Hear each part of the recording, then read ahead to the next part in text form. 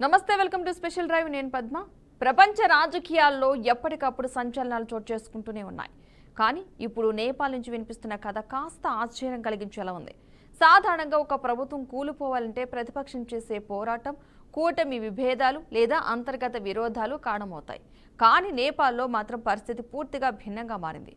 ప్రతిపక్షాల దాడులు కాదు, ప్రధాన పక్షాల లెక్కలు కాదు, సామాన్యులే ఒక ప్రభుత్వాన్ని గద్దెదించేశారు. ఇది విని కాస్త విడ్డూరంగా అనిపించినా ఇదే వాస్తవం. నిజానికి ప్రపంచ చరిత్రలో ఇది కొత్త సంఘటన కాదు. ప్రజాగ్రహం ఎన్నోసార్లు దేశాధ్యక్షులను కిందకు లాగింది, ప్రభుత్వాలను మూలాలు వంచింది. ప్రజలు ఇంత పెద్ద స్థాయిలో తిరుగుబాటు చేయాల్సిన స్థితి ఎందుకు వస్తుంది? అధికారంలో ఉన్నవారు ఎక్కడ పొరబడుతున్నారు? పాలనలో ఎక్కడ లోపాలు జరుగుతున్నాయి? ఇదే ఇప్పుడు ప్రపంచవ్యాప్తంగా పెద్ద చర్చనీయాంశంగా మారింది. 2011లో మొదలైన అరబ్ స్ప్రింగ్ ప్రపంచానికి కొత్త పాట నేర్పింది. ఒక్క టునీసియాలో మొదలైన ప్రజాగళ క్షణాల్లోనే ఈజిప్ట్, లిబియా, యెమెన్ దాకా పాకింది. ప్రజలు ఒక్కసారిగా రగిలితే సింహాసనం ఎంత బలమైనదైనా కూలిపోతుంది అన్న సత్యం అప్పటి నుంచే స్పష్టమైంది. ప్రజాస్వామ్యం, స్వేచ్ఛ, గౌరవం అనే హక్కుల కోసం సామాన్యులు ఎంత దూరానికైనా వెళ్తారని అది నిరూపించింది. 2014లో ఉక్రెయిన్ ఉదంతం కూడా అదే చరిత్రను మళ్లీ గుర్తు చేసింది. ప్రజలు పేదరికంలో అల్లాడుతుంటే పాలకులు విలాసవంతమైన భవనాలు కట్టించుకోవడం ప్రజల్లో ఆగ్రహానికి కారణమైంది. చివరికి రాజధాని వీధుల్లో గళమెత్తిన ప్రజలు అధ్యక్షుడిని దేశం విడిచి పారిపోవాల్సిన పరిస్థితికి నెట్టారు. అక్కడి నుండి ప్రపంచ నేతలకు ఒక స్పష్టమైన సందేశం వెళ్ళింది. ప్రజల కడుపుని నింపకుండా, వారి నమ్మకాన్ని నిలబెట్టకుండా అధికారం సుస్థిరం కాదు అని. 2018లో సుడాన్, 2019లో లెబనాన్, బొలీవియా, ఇరాక్ వరుస ఉదంతాలు చూపించాయి. ఆర్థిక కష్టాలు, అవినీతి, అణిచివేత ఇవి ఎక్కడ పెరిగినా సామాన్యుల ఆగ్రహం ఒక్కరోజైనా చెలరేగుతోంది. సూడాన్లో 30 ఏళ్ల పాలన కూలిపోవడం, లెబనాన్లో 12 రోజుల్లోనే ప్రధాని రాజీనామా చేయడం, బొలీవియాలో సైన్యం కూడా ప్రజల వైపు నిలబడడం లాంటి ఈవెంట్స్ అన్నీ ఒకే నిజం చెబుతున్నాయి: సామాన్యులే అసలైన శక్తి అని. ఇరాక్ నిరసనలు మరింత రక్తపాతం మిగిల్చినా చివరికి ప్రజాగళం గెలిచింది. వేల మంది గాయపడ్డా, వందలాది మంది ప్రాణాలు కోల్పోయినా ప్రజలు తమ సంకల్పాన్ని వెనక్కి తగ్గించలేదు. ఆందోళన ముందు ప్రధాని పదవి వదిలిపెట్టక తప్పలేదు. నిజమైన ప్రజాస్వామ్యం అంటే కేవలం ఎన్నికలకే పరిమితం కాదు, అది ప్రజల నిత్య గళంలో ఉంటుంది అన్న సత్యం మరోసారి నిరూపితమైంది. కజకిస్తాన్ నుంచి శ్రీలంక వరకు ఇంధన ధరలు పెరిగినా, ఆర్థిక సంక్షోభం ముదిరినా ప్రజలు చివరి మాట చెప్పగలరని చరిత్ర మళ్లీ చూపించింది. శ్రీలంకలో అధ్యక్ష భవనాన్ని ప్రజలు చుట్టుముట్టిన దృశ్యాలు ప్రపంచాన్ని షాక్కి గురిచేశాయి. అధికారం పటిష్టంగా కనిపించినా అది కేవలం ప్రజా నమ్మకంపైనే ఆధారపడి ఉంటుందని మరోసారి నిరూపితమైంది. 2024లో బంగ్లాదేశ్, 2025లో సెర్బియా ఉదంతాలు ఉదాహరణలు. ఉద్యోగ రిజర్వేషన్లపై ప్రజా ఆగ్రహం బంగ్లాదేశ్ ప్రధాని రాజీనామాకు దారితీసింది. సెర్బియాలో అయితే విద్యార్థులే ఉద్యమానికి నాంది పలికారు. రైల్వే స్టేషన్ ప్రమాదం నుంచి మొదలైన ఆందోళనలు అవినీతి వ్యతిరేక తుఫానుగా మారి ప్రభుత్వాన్ని కూల్చేశాయి. అంటే చిన్న చిచ్చు చాలు, అది పెద్ద ఉద్యమానికి రూపం తీసుకుంటుంది. పాలకులు ఎంత గట్టి కుర్చీలో కూర్చున్నా చివరికి గద్దెను కదిలించే శక్తి ప్రజలదే. రైట్కి ఇదే అంశానికి సంబంధించి మరింత విశ్లేషణ అందించడానికి పొలిటికల్ అనలిస్ట్ జూమ్లలో సిద్ధంగా ఉన్నారు మామిడి గిరిధర్ గారు. నమస్తే అండి గిరిధర్ గారు. నమస్తే అమ్మా. నమస్తే. ఈ నేపాల్ ఘటన మనం చూసాం, అసలు ఏ విధమైన పరిస్థితికి వచ్చిందన్నది. ఇలా ప్రజలు బయటకు వచ్చి ఒక ప్రభుత్వాన్ని దించే పరిస్థితి ఎలాంటి సమయాల్లో ఉంటుందంట? అమ్మా, ఇది ప్రజా ఉద్యమం అని అనడం చాలా తప్పు, మొదటిది. రెండవది, పిల్లల డిమాండ్స్ ఏంటి? 26 ఏవైతే మనకు యాప్స్ ఉన్నాయో వాటిని మళ్ళీ నేపాల్ ప్రభుత్వం బ్యాన్ చేసినటువంటి యాప్స్ ని ఎత్తేయాలి, వాటిని మళ్ళీ వాళ్ళు వాడుకునే దిశగా వాళ్ళకు వెసులుబాటు కలిగించాలన్నదే డిమాండ్. వాళ్ళు అంతకు మించి ఏమీ లేదు. అంటే ఏంటి? యూట్యూబ్, తర్వాత మనకు ఫేస్బుక్, మనకు ట్విట్టర్, ఎక్స్, తర్వాత మనకు ఇన్స్టాగ్రామ్, ఇటువంటివి వాళ్ళు దానికి అడిక్ట్ అయిపోయి ఉన్నారు. అది మీరు ఆపేస్తే కనుక మేము ఊపుకోమని చెప్పి వాళ్ళందరూ వచ్చి అజిటేట్ చేశారు. ప్రభుత్వం దాన్ని ఎత్తేసిన తర్వాత మరుసటి రోజు ఉద్యమం జరగడానికి కారణం ఏముంది? ఏ ఉద్యమమైనా ప్రజల ఉద్యమము అంటే కనుక మొత్తం దేశవ్యాప్తంగా అది విస్తరించి ఉండాలి. మొత్తం దాంట్లో ఏదో ఒక కారణం ఉండాలి, దానికి ఒక నేతృత్వం ఉంటుంది, దానికి ఒక ఉద్యమం అనేది కొంతకాలం నడుస్తుంది, ప్రజా చైతన్యం ఉంటుంది, ఇవన్నీ చాలా ఉంటాయి. ఇవేమీ జరగలేదే. విధ్వంసం సృష్టించారు, అంతకుమించి ఏమి చేయలేదు అక్కడ. పిల్లల పేరిట పిల్లలు వాళ్ళకు టిక్టాక్ వాళ్ళకి కావాల్సినటువంటి యూట్యూబ్లు, వాళ్ళకి కావాల్సిన ఫేస్బుక్, ఇన్స్టాగ్రామ్లు వచ్చేసిన తర్వాత పిల్లల పేరిట జరిగినటువంటి ఇది ఒక విద్రోహం తప్ప ఇంకేమీ కాదు. మనకు వాళ్ళ పార్లమెంట్ కానీ, వాళ్ళ సుప్రీం కోర్టు కానీ, లేదా వాళ్ళ మాజీ ప్రధానుల మీద దాడులు కానీ, వాళ్ళ మంత్రుల మీద దాడులు కానీ, ఇవన్నీ కూడాను ఎవరో ఎక్కడి నుంచో వీళ్ళకి చెప్పి చేయించారు. అది గుర్తుపెట్టుకోవాలి. ఎంత కిరాతకంగా ఒక మాజీ ప్రధాని, వృద్ధులైనటువంటి ప్రధాని వాళ్ళ ఇంట్లో తగలబెడితే ఆవిడ ప్రధానమంత్రి భార్య పాపం కాలి చనిపోయింది ఆవిడ. ఇంకొక ప్రధానమంత్రి దేవబా ఆయన కొడితే రక్తం కారుకుంటూ ఆయన ఆర్మీ రెస్క్యూ చేయాల్సి వచ్చింది. దీన్ని ఏమంటామమ్మా మనం? ఇది ఉద్యమం కాదు, ఇది విద్రోహము ప్లస్ ఇది ఒక విధమైనటువంటి పైశాచికత్వం. ఎవరు దీన్ని నడిపించారు? పిల్లలకు కావాల్సిన చిన్నపిల్లలు, వాళ్ళకు 20 ఏళ్ళు 25 ఏళ్ళు ఉన్న వాళ్ళు, వాళ్ళకి ఏం కావాలి? వాళ్ళకి కావాల్సింది బేసిక్ గా వాళ్ళకి ఇదివరకు ఉన్నటువంటి యాప్ రిస్టోర్ చేయాలి, అంతే. తర్వాత జరిగిందంతా కూడా ఒక భయంకరమైన అంతర్జాతీయ కుట్ర, ఇది అర్థం చేసుకోవాలి. ఈవెన్ బంగ్లాదేశ్ లో కూడా రిజర్వేషన్ ఎత్తేమని వాళ్ళు ఉద్యమాలు చేశారు, అంతేగాని షేక్ హసీనాని తీసేమని ఉద్యమం కాదు. ఆ ఉద్యమాన్ని ఎవరు హైజాక్ చేసి వీళ్ళ మీద ఇటువంటివన్నీ చేశారు. సేమ్ మనకు శ్రీలంకలో కూడా అంతే. కారణం వేరే ఉంటుంది. ఆ కారణాన్ని ఎవరో శక్తులు హైజాక్ చేసి దాన్ని అక్కడ ఉన్నటువంటి ప్రభుత్వాన్ని పడగొట్టే దిశగా ఈ కుట్రలు చేస్తున్నారు. దీని వెనకాల హస్తం ఎవరికి కూడా డౌట్ ఉండవలసిన అవసరం లేదు. ఇదంతా కూడాను అమెరికన్ డీప్ స్టేట్ చేస్తుంది. ఇది మొత్తం ప్రపంచవ్యాప్తంగా మీకు ఇందాక చెప్పిన ఉదాహరణలు అన్ని కూడాను చైనా తర్వాత అమెరికా, వీళ్ళిద్దరి మధ్యలో ఉన్నటువంటి ఈ అంతర్జాతీయ గొడవలు ఏవైతే ఉన్నాయో, అంటే ప్రపంచాన్ని మేము శాసించాలన్నటువంటి భావజాలం వల్ల వీళ్ళు ఇవన్నీ చేస్తున్నారు. కొన్ని దగ్గర చైనా చేస్తే, కొన్ని దగ్గర అమెరికా చేస్తుంది. ఫర్ ఇన్స్టెన్స్ మాల్డీవ్స్ లో ఉన్నటువంటి ప్రభుత్వం, మనకు అనుగుణంగా ఉన్నటువంటి ప్రభుత్వం, ఆ ప్రభుత్వాన్ని తీసేసి ఇబ్రాహిం సోలీ అన్నటువంటి రాష్ట్రపతి, ఆయన ప్రభుత్వాన్ని కింద దించేసి ఇప్పుడున్నటువంటి మొహమ్మద్ మొయిజుని తీసుకొచ్చింది చైనా. అలాగే మనం చూస్తే కనుక బంగ్లాదేశ్ లో షేక్ హసీనాని తీసేసి మొహమ్మద్ యూనిస్ తీసుకొచ్చింది అమెరికా. కాబట్టి ఈ రెండు దేశాల వాళ్ళ యొక్క కోల్డ్ వార్ లో ఈ దేశాలన్నీ కూడా బలి అవుతున్నాయి. ఇది 36 గంటలు తిరగకుండానే ప్రభుత్వం పడిపోయిందంటే అది ఉద్యమం ఎలా అంటాము మనం? అంటే 36 గంటల ముందే ఎవరికి ఆవేశం లేదు కదా, ఉద్రిక్తత లేదు కదా, డిమాండ్స్ ఏమీ లేవు కదా. 36 గంటల్లో ఎలా మారింది అది? కరప్షన్ అంటామా? కరప్షన్ అన్నది ఒక పదం అన్నది ఏదో వాడతారు, ప్రతిదానికి ఏదో ఒకటి వాడతారు. నిజంగా కరప్షన్ గురించి ఎవరైనా మాట్లాడుతున్నారా? ఈరోజు షేక్ హసీనా దింపేసిన తర్వాత అక్కడ కరప్షన్ లేదా? అప్పటికంటే ఇప్పుడు ఇంకా భయంకరమైన కరప్షన్ ఈ రోజు ఉన్నది అక్కడ బంగ్లాదేశ్ లో. కాబట్టి ఇది మనం అర్థం చేసుకోవాలి. డీప్ స్టేట్ యొక్క టూల్ కిట్ అంటాం కదా, టూల్ కిట్ ఇది. ప్రతి దగ్గర సత్తా పల్లట్ అంటే మనకు వాళ్ళ ప్రభుత్వాలని తీసేయడానికి వాడేటువంటి ఒకటి టూల్ కిట్ వాడారమ్మా. ఈవెన్ మనకు యుక్రెయిన్ లో కూడా మైదాన్ రెవల్యూషన్ అని చేశారు. కీలకమైనటువంటి రాజధానిలో వాళ్ళు కనుక ప్రభుత్వాన్ని కట్టడి చేస్తే కనుక ప్రభుత్వాలు పడిపోతాయి అన్నది ఒక ఫార్ములా వాళ్ళకు ఉన్నది. ప్రజలచే ఎన్నుకోబడ్డటువంటి ప్రభుత్వాన్ని యుక్రెయిన్ లో దించేసింది అమెరికన్ డీప్ స్టేట్ 2014. దాని వెనకాల ఉన్నటువంటి వ్యక్తి ఎవరంటే కనుక విక్టోరియా న్యూలాండ్, డొనాల్డ్ డు, తర్వాత అఫ్రీన్ అఖ్తర్, ఇటువంటి వాళ్ళు రెజిమ్ చేంజ్ ఎక్స్పర్ట్స్ ఉన్నారు అమెరికాలో. వాళ్ళు చేసేదంతా కూడా ఇవే. ప్రపంచవ్యాప్తంగా ఇటువంటి పరిస్థితులు క్రియేట్ చేస్తారు. మన దేశం చేశారు, 3-4 దఫాలుగా వాళ్ళు చేశారు. మన దేశంలో వాళ్ళు చేయకుండా ఉండలేదు వాళ్ళు. ఫర్ ఇన్స్టెన్స్ మనకు ఫార్మర్స్ అజిటేషన్, రైతుల అజిటేషన్ పేరిట విధ్వంసం సృష్టించారు ఈ దేశం అంతా కూడా. నిజంగా ఆ చట్టాలు రైతులకు చాలా లాభసాటి అయినటువంటివి. వాళ్ళు ఎక్కడ కావాలంటే అక్కడ అమ్ముకోవచ్చు, ఏ ధరకైనా అమ్ముకోవచ్చు, లేదా కాంట్రాక్ట్లు పెట్టుకోవచ్చు. చాలా అద్భుతమైనటువంటి చట్టాలని దాన్ని వాళ్ళకి ఏదో నష్టం జరిగింది అని ఒక మోసపు ఏమంటారంటే ఒక లాజిక్ తీసుకొచ్చి మొత్తం దేశవ్యాప్తంగా ఇది ఉద్యమం చేసే ప్రయత్నం చేశారు. కానీ మనం చూస్తే కనుక రాజధానికి మాత్రమే ముప్పుకుండింది. రాజధాని చుట్టూ ఉన్న హైవేలు మాత్రమే వాళ్ళు ముట్టడి చేశారు ఢిల్లీ చుట్టుపక్కల. మిగతా అక్కడ మనకు తెలంగాణలో, ఆంధ్రాలో, తమిళనాడులో, కర్ణాటకలో దానికి సంబంధించిన ఉద్యమం ఏం లేదే. ఆ ఒక ప్రయత్నం జరిగింది. రెండవది షహీన్ బాగ్, మనకు సిఏ అన్నప్పుడు కూడా సిఏ చట్టం మన దేశంలో ఉన్నటువంటి ఒక్క పౌరుడు కూడా వర్తించదు. వేరే పాకిస్తాన్, బంగ్లాదేశ్ లాంటి దేశాలు, ఆఫ్ఘనిస్తాన్ లాంటి దేశంలో హింసించబడినటువంటి వ్యక్తులు, అది కూడా 2014 కంటే మనం ముందర మన దేశానికి వచ్చినటువంటి వాళ్ళకి తొందరగా పౌరసత్వం ఇచ్చేటువంటి చట్టం, అంతే. మన దేశంలో ఎవరికి సంబంధం లేదు.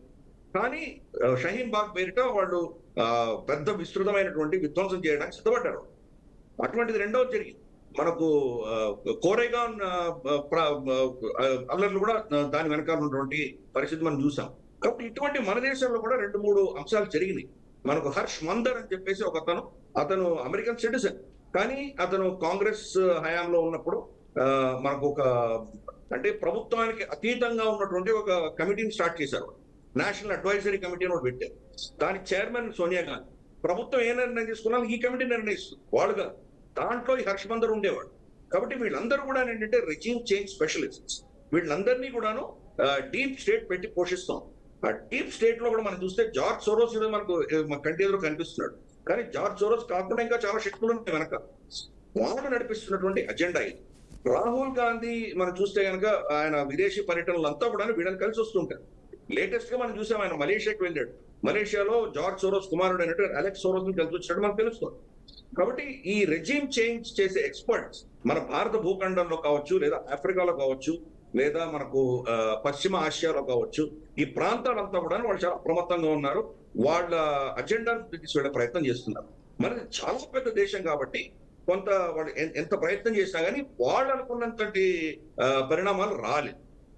కాకపోతే గత ఎన్నికలలో వాళ్ళు కొన్ని భయాలను సృష్టించారు కాబట్టి దానివల్ల పాలక పార్టీ ఏదైతే బీజేపీ ఉందో దానికి కొంత సీట్లు తక్కువ వచ్చిన విషయం మనం చూసాం. రాజ్యాంగాన్ని సవరించేస్తారు, మీ రిజర్వేషన్స్ తీసేస్తారని ఒక భయం పుట్టించారు. దాంతో ప్రభుత్వం కూలిపోయింది. అంటే ప్రభుత్వానికి రావాల్సినటువంటి ఓట్లు రాలేదు. ఈవెన్ మనం ఆంధ్రప్రదేశ్ ఎన్నికల్లో కూడా చూసామంటే కూడా వైఎస్ఆర్సీపీ ఓడిపోవాల్సింది, ఎలా ఓడిపోతుంది. కానీ ఇన్ని తక్కువ సీట్లు వస్తాయని ఎవరు ఊహించలేదు. కసి కొద్దీ వైఎస్ఆర్సీపీకి వ్యతిరేకంగా ఓట్లు వేశారు. టీడీపీ వల్ల ప్రేమకు ఓట్లు వచ్చేటువంటి వేరేదైనా టీడీపీని వైసీపీని వ్యతిరేకిస్తున్న ఓట్లు ఎక్కువ వచ్చినాయి టీడీపీ. ఎందుకు? ఈయన వస్తే కనుక మా భూములు కబ్జా చేసుకుంటాడు, మా భూముల ఆస్తులన్నీ తీసేసుకుంటాడు అని ఒక భయం ప్రజల్లో సృష్టించింది. సో ఆ టూల్ కిట్స్ ఉంటాయి. సోషల్ మీడియాను ఎలా వాడుకోవాలి, మా మీడియాను ఎలా వాడాలి, అడ్వర్టైజ్మెంట్స్ ఎలా వాడాలి, ఇన్ఫ్లుయెన్స్ ఎలా వాడాలి, ఇది ప్రపంచ వ్యాప్తంగా జరుగుతున్నటువంటి ఒక పెద్ద ఉద్యమం, ఒక ప్రాసెస్ అమ్మది. ఆ ప్రాసెస్ గానే ఈ రోజు నేపాల్లో చూస్తున్నాం. నేపాల్లో ఇందాక చెప్పినట్టు 36 గంటల ముందు ఏమి ఇబ్బంది లేదు. ఇన్ఫాక్ట్ ఆ ప్రభుత్వం చేసిన తప్పే కాదు.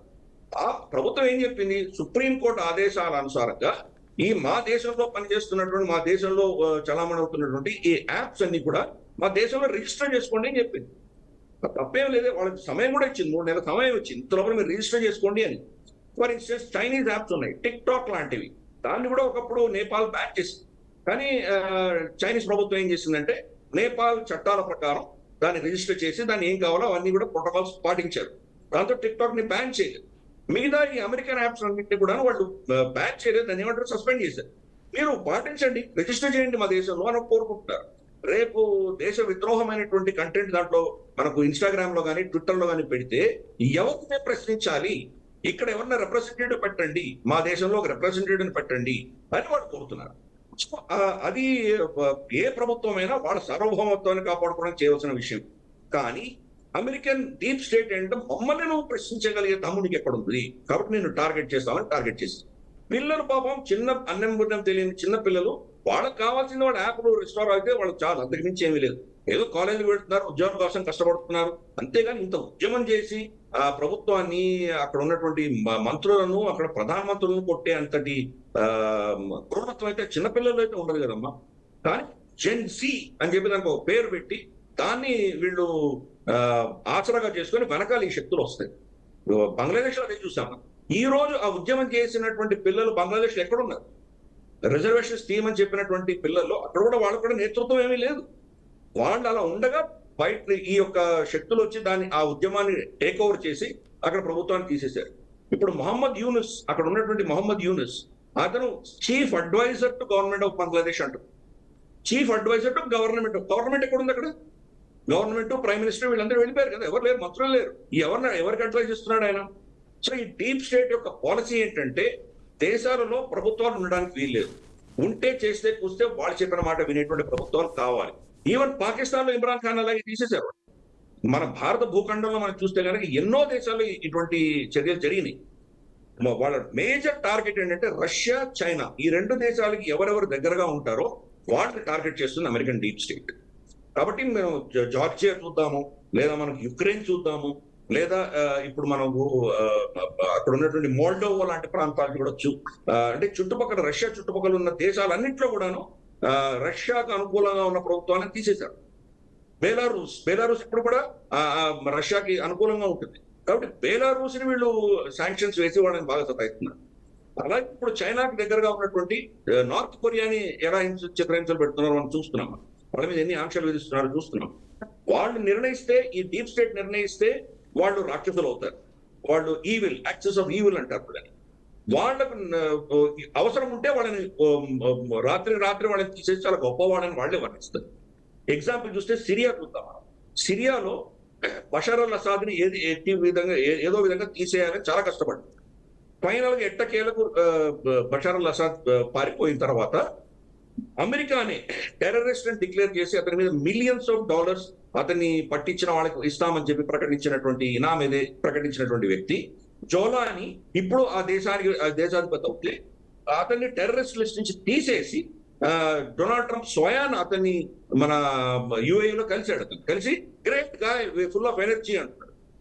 నిన్నటి దాకా అతను టెర్రరిస్టు, ఇతన్ని పట్టించిన వాళ్ళకి, చంపిన వాళ్ళకి ఇన్ని $1 మిలియన్ ఇస్తానని మీరు చెప్పిన వాళ్ళు రాత్రిగా తను గొప్పవాడు ఎలా అయిపోయాడు. కాబట్టి డీప్ స్టేట్ తలుచుకుంటే వాళ్ళు చాలా గొప్పవాళ్ళు, లేదంటే వాళ్ళు చాలా నీచులు. మోదీ గారు టార్గెట్ చేశారు చూసాం. యుద్ధం జరుగుతున్నది యుక్రెయిన్ రష్యా ఇద్దరి మధ్యలో జరుగుతుంది. దాని వెనకాల హస్తం అమెరికా హస్తము, నేటో హస్తం ఉన్నది, డీప్ స్టేట్ హస్తం ఉన్నది. కానీ వాళ్ళ నవారో అన్నటువంటి వాళ్ళ మినిస్టర్ ఇచ్చేటువంటి స్టేట్మెంట్ ఏంటి? మోదీ ఇస్ ఓవర్ అంటున్నాడు. ఈ యుద్ధం మోదీ చేస్తున్నాడు అంటున్నాడు. అంటే వాళ్ళు ఏది నిర్ణయిస్తే ప్రపంచమంతా అలా గంగిరెద్దులా ఊపాలి. అది వాళ్ళకు ఉన్నటువంటి ఒక అజెండా. ఆ అజెండాకే బలి అయింది ఈరోజు నేపాల్. అన్ఫార్చునేట్. కానీ ఇది నేపాల్ కూడా చాలా తప్పులు జరిగినాయి. నేపాల్ ఒక సనాతన ధర్మాన్ని ఆధారంగా ఉన్నటువంటి దేశం.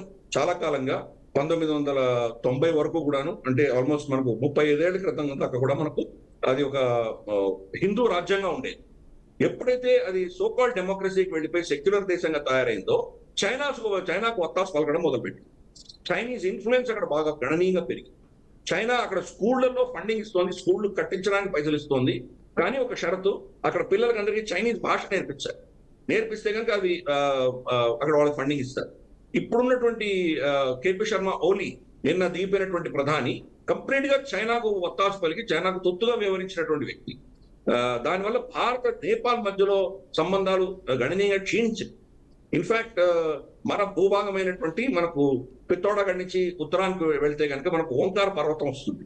ఓంకార పర్వతం నుంచి మనం కైలాష్ వెళ్ళేటువంటి దారి ఉంటుంది.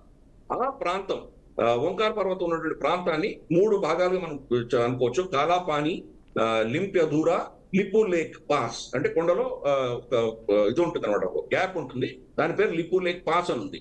ఈ 3 మావి అని చెప్పేసి కేపీ శర్మ ఓలీ చట్టంలో సవరణ చేసి వాళ్ళ మ్యాప్లు మార్చి వాళ్ళ రూపాయి నోట్లలో కూడా ఈ ప్రాంతం అంతా వాళ్ళ భూభాగంలో చూపించుకున్నాడు. అదే పనిగా భారతదేశంతో కవ్వింపు చర్యలన్నీ చేశాడు అతను. ఎందుకు? చైనా ప్రేరణతోటి. చైనీస్ అంబాసిడర్ ఏం చెప్తే నేపాల్ అదే జరుగుతుంది. అలా కంప్లీట్ గా చైనా హస్తగతమైనందుకు అమెరికా చాలా కాలంగా కన్నేస్తుంది నేపాల్. అవకాశం దొరకంగానే తను వాడుకునేవాడు. కాబట్టి ఈ మా కేపీ శర్మ ఓలీ భారత మిత్రుడే కాదు. ఆయన వెళ్ళిపోయినందుకు మనం అందరం బాధపడాల్సిన అవసరం లేదు. కానీ ఏ విధంగా వెళ్ళారు ఆ దేశంలో ఈరోజు ఒక విధమైన అస్థిరత రావడము, ఆ దేశాన్ని ఎవరు నిజంగా ముందుకు తీసుకువెళ్తారన్న దాంట్లో పెద్ద ప్రశ్న రావడము. అటువంటి సమయంలో ఏ శక్తులు అక్కడ వచ్చి దూరుతాయి, ఏ శక్తులు దాన్ని ఆసరాగా తీసుకుని ఏం చేస్తాయి, ఇవన్నీ కూడా పెద్ద ప్రశ్న. చైనా యాక్చువల్ గా మావో జెడాంగ్ ఇచ్చినటువంటి స్టేట్మెంట్ ప్రకారము 2049 అంటే ఆ చైనీస్ కమ్యూనిస్ట్ పార్టీ ఇప్పుడున్నటువంటి మెయిన్ ల్యాండ్ చైనాని అధికారంలో తీసుకున్న తర్వాత 100 ఏళ్లు పూర్తయ్యే రోజుకి పామ్ అండ్ 5 ఫింగర్స్ అని చెప్పాడు. పామ్ అంటే టిబెట్, తర్వాత లదాఖ్, తర్వాత మనకు నేపాల్, తర్వాత మనకు భూటాన్, సిక్కిం, అరుణాచల్ ప్రదేశ్. ఈ 5 ప్రాంతాలని 2049 అంతా చైనాలో హస్తగతం చేసుకోవాలి అని అతను ప్లాన్ చేస్తుంది. కాబట్టి వాళ్ళకు స్టేటెడ్ పాలసీ ఉన్నది. కాబట్టి రేపటి రోజు బెల్ట్ అండ్ రోడ్ ఇనిషియేటివ్ పేరిట రోడ్లు వేస్తున్నారు అక్కడ నేపాల్, టిబెట్ నుంచి నేపాల్ దాకా. ఒక 5 ఏళ్ళు 6 ఏళ్ళు 10 ఏళ్ళ తర్వాత వాళ్ళు ట్యాంకులు తీసుకొని వచ్చి నేపాల్ని కబ్జా చేసుకోవచ్చు చైనా. కాబట్టి ఆ పరిస్థితి నుంచి అమెరికా ఏంటంటే చైనాని ఏదో విధంగా ఆపాలి, భారతదేశం ఆపగలుగుతుంది అని వాళ్ళకి నమ్మకం లేదు. కాబట్టి వాళ్ళ పాలిటిక్స్ వాళ్ళు చేస్తున్నారు. అఫ్ కోర్స్ భారతదేశంలో కూడా వాళ్లకు ఒత్తాసు పలిగేటువంటి ప్రభుత్వం కావాలని అవి కూడా చేస్తున్నారు. కాబట్టి ఈ ప్రాంతంలో చిన్న చిన్న దేశాలన్నీ పడిపోతుంది. బంగ్లాదేశ్ పడిపోయింది, పాకిస్తాన్ పడిపోయింది, నేపాల్ పడిపోయింది, తర్వాత మనకు మాల్దీవ్స్, శ్రీలంక ఇవన్నీ పడిపోయినాయి. కాబట్టి ఈ యొక్క డీప్ స్టేట్ అజెండా మనం అర్థం చేసుకోవాలి. ఏదో ప్రజా ఉద్యమం, ప్రజలకు ఆగ్రహం వస్తే కనుక ఏ ప్రభుత్వం నిలవదు, ఇవన్నీ కూడా ఏంటంటే ఊరికే మనం ఏదో సరదాగా రొమాంటిక్ గా మాట్లాడుకునే మాటలే. కానీ దీని వెనకాల భయంకరమైనటువంటి డీప్ స్టేట్ కుట్ర ఉంటేనే ఇటువంటివి జరుగుతాయి. లేకపోతే కాలేజీకి, స్కూళ్ళకి వెళ్తున్నటువంటి చిన్న పిల్లలు, అన్నం పున్నం తిరిగినటువంటి పిల్లలు వీధుల్లో కొట్టి చంపడం అన్నది, ఆ సంస్కృతి అన్నది సమాజంలో వచ్చిందంటే దాన్ని అర్థం చేసుకోవచ్చు. దాని వెనకాల ఎంతటి భయంకరమైనటువంటి శక్తులు ఉన్నాయి. అక్కడ కొడుతున్న వాళ్ళందరూ మనం చూస్తే వాడు ఎవరు స్టూడెంట్స్ కూడా కాదు, ఏవో విద్రోహ శక్తులు వచ్చినాయి, దాన్ని టేక్ ఓవర్ చేసి పిల్లలకు పాపం తెలియని కూడా తెలియదు. పిల్లల్ని ముందర పెట్టి ప్లకార్డులు పెట్టుకొని వీళ్ళు ముందరకు వెళ్తే వెనక నుంచి రాళ్ళు రువ్వారు. రాళ్ళు రువితే మరి పోలీసు ఊరుకుంటున్న వాళ్ళు ఫైరింగ్ చేస్తారు కదా, లా అండ్ ఆర్డర్ కంట్రోల్ చేయడానికి ఫైరింగ్ చేస్తారు. చేయకుండా ఎలా ఉంటుంది? ఫైరింగ్ చేసినప్పుడు ఆబ్వియస్లీ కొంతమంది చనిపోవడం అనేది జరిగింది. ఇమ్మీడియట్ గా దాన్ని వేరే స్థాయిలోకి తీసుకెళ్ళడం ఇవన్నీ చూసాము. అదే ఉద్యమానికి కారణం ఏంటి అది అర్థం చేసుకుంటే మనకు ఈ కుట్ర అర్థం అవుతుంది. ఆ యాక్ట్స్ మళ్ళీ రెస్టోర్ చేయాలన్నది మాత్రమే వాళ్ళ ఉద్దేశం. తర్వాత కరప్షన్ అనేది యాడ్ చేశారు. దాంట్లో కరప్షన్ కి వచ్చేటువంటి పరిస్థితులు వేరే ఉన్నాయి, కరప్షన్ హ్యాండిల్ చేసేటువంటి పరిస్థితులు వేరే ఉన్నాయి. మీ సుప్రీంకోర్టులో మీరు ఇవి మూవ్ చేయండి, తర్వాత మీరు ఎన్నికలు డిమాండ్ చేయండి, దాన్ని ఎన్నికల్లో ఈ ప్రభుత్వాన్ని తీసేయండి, చాలా పద్ధతులు ఉన్నాయి. ఇలా వీధుల్లో పడి కొట్టుకొని అందరినీ చంపుతూ ఉంటే కనుక ఆ దేశంలోకి ఏ ప్రభుత్వం వచ్చేటువంటి ధైర్యం ఉంటుంది వాళ్ళకి? కాబట్టి ఇదంతా కూడా వేరే శక్తులు చేస్తున్నాయి. ఇప్పుడు మనం ప్రపంచవ్యాప్తంగా చూస్తే 5-6 దేశాలలో ప్రభుత్వాలు లేవు, అయినా ఆ దేశాలు నడుస్తున్నాయి. మన సుడాన్ తీసుకుందాము, ఇథియోపియా తీసుకుందాము, సొమాలియా తీసుకుందాము, సిరియా తీసుకుందాము, ఆఫ్ఘనిస్తాన్ తీసుకుందాము, బంగ్లాదేశ్ తీసుకుందాము. ఇటువంటివి ఎన్నో దేశాలు ప్రభుత్వాలు లేవు, కానీ దేశాలు నడుస్తున్నాయి. వాటిని ఎవరు నడిపిస్తున్నారు? వెనక నుంచి ఎవరో నడిపిస్తున్నారు. ఇప్పుడు బంగ్లాదేశ్ చూస్తే కనుక మనకు మొహమ్మద్ యూనిస్ నోబెల్ లారియట్ అని అంటున్నారు. నోబెల్ ప్రైజ్ ఎవరెవరికి నోబెల్ ప్రైజ్ ఇస్తారో వాళ్ళు వాళ్ళ వెస్టర్న్ అజెండా పనిచేసేటువంటి వాళ్ళనే వాడు నోబెల్ ప్రైజ్ కానీ లేదా మనకు మెక్సిస్ అవార్డు కానీ ఇస్తారు. ఈ విషయం గుర్తుపెట్టుకోవాలి. కాబట్టి ఆ వ్యక్తి ఏం చేస్తున్నాడు? క్లింటన్ కుటుంబానికి వాళ్ళ కరప్షన్ అంతా కూడా అతను పాన్సీ స్కీమ్ రన్ చేసి అతను హవాలా ట్రాన్సాక్షన్ చేశాడు అతను గతంలో. కాబట్టి అతను తీసుకొచ్చి అక్కడ కూర్చోబెట్టాడు. అమెరికా అజెండా నడిపిస్తున్నాడు అతను అక్కడ. మనకు షేక్ హసీనా చెప్పింది, నేను మీరు చెప్పేది కాదు. షేక్ హసీనా చాలా స్పష్టంగా చెప్పింది, సెంట్ మార్టిన్ ఐలాండ్స్ ఉమెన్ కోరింది అమెరికా, నేను ససేమిరా అన్నాను, అందుకే నన్ను తీసేశారు అని ఆవిడ చెప్పింది. ఇంకా ఏం చెప్పింది ఆవిడ? ఒక క్రిస్టియన్ దేశం తయారు చేయడానికి అమెరికా ప్రయత్నం చేస్తోంది. అంటే ఆల్మోస్ట్ నాగాలాండ్ తీసుకొని అరక్కన్ ప్రాంతం దాకా మొత్తం ఆ ప్రాంతం అంతా నాగాలాండ్, మిజోరాము, మణిపూరు, తర్వాత మనకు త్రిపుర కింద బంగ్లాదేశ్ లో ఉన్నటువంటి మనకు చక్మా హిల్ ట్రైబ్స్, తర్వాత సిట్వే ప్రావిన్స్ లో ఉన్నటువంటి అరక్కన్ ప్రాంతం, ఇదంతా కలిసి ఒక క్రిస్టియన్ దేశం చేయాలని వాళ్ళు ప్రయత్నం చేస్తున్నారు. అందుకనే ఈ రోజు మణిపూర్ లో మీకు ఇంత అల్లర్లు జరుగుతున్నాయి. అందుకనే మాకు రోహింగ్యాలు బెడద మాకు వచ్చింది, అందుకనే నన్ను తీసేశారు. షేక్ హసీనా చెప్పింది, నేను చెప్పలేదు. కాబట్టి ఈ డీప్ స్టేట్ అజెండాని మనం అర్థం చేసుకోవాలమ్మా. ఏదో చాలా సింపుల్ గా ఏదో ప్రజల్లో ఆక్రోషం వచ్చింది, ఉద్రేకం వచ్చింది, వాళ్ళకి ఉద్యోగాలు లేవు, ఇది కానే కాదు అసలు. 36 గంటల ముందర ఏమీ లేనప్పుడు 36 గంటలు ప్రభుత్వం పడిపోయిందంటే అర్థం చేసుకోవచ్చు. అది ఉద్యమం కాదు, అది ప్రభుత్వాన్ని దించేటువంటి డీప్ స్టేట్ అజెండా అని అర్థం చేసుకోవచ్చు. ఓకే, థ్యాంక్ యూ అండి గిరిధర్ గారు, మంచి ఇన్ఫర్మేషన్ ఇచ్చారు, మంచి వివరణ కూడా అందించారు. థ్యాంక్ యూ సో మచ్ అండి. ఇది special drive. Keep watching BRK news Telugu సత్తా.